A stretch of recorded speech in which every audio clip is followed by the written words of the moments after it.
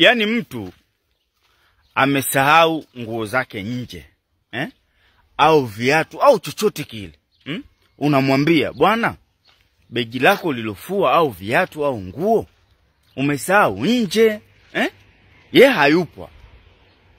Badala ya kuambia, "Bwana, naomba unitolee hizo nguo hapo nje, ziingize ndani."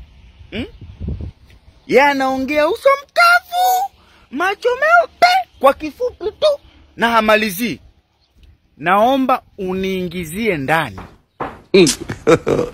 Wewe nikuingizie nini?